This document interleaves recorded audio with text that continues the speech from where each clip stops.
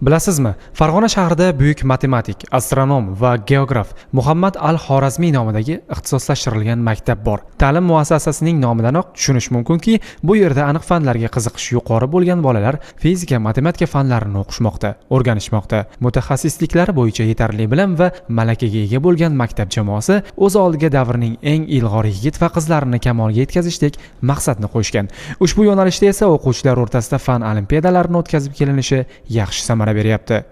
Bu yosh matematika olimpiadamizda o'zbek va rus sinflari qatnashmoqda. Bu olimpiadamizga deyarli viloyatlarimizdan shijoatli o'quvchilarimiz qatnashib kelmoqda. Xususiy hamda davlat maktablaridan o'zini bilimini sinash maqsadida qatnashmoqda.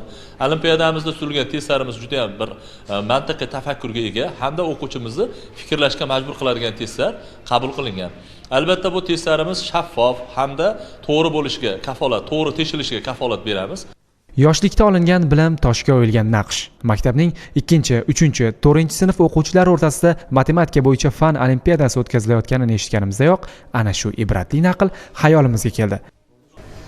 Olimpiada maktablarda o'quvchilarning fanlarga bo'lgan qiziqishini orttirish, intellektual salohiyatini oshirish, ularni xalqaro olimpiadalarga mos ravishda tayyorlanish faoliyatini takomillashtirishga xizmat qiladi.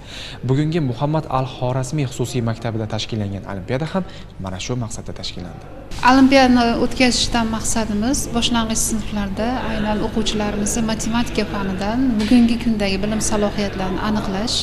O'ylaymanki, o'tkazilgan olimpiada barcha uchun manfaatli bo'ladi. Bugun o'tkazilgan olimpiadamiz birinchi bosqich hisoblanadi. O'quv yilining yakuniga ikkinchi bosqich o'tkazish niyatimiz bor. Matematika shunday tilki, barcha aniq fanlar shu tilda gapiradi. Haqiqatdan ham matematika sirlaridan boxabar bo'lish yoshlar uchun boshqa fanlar eshiklarini ochish masalasida kalit sifatida yechimdir.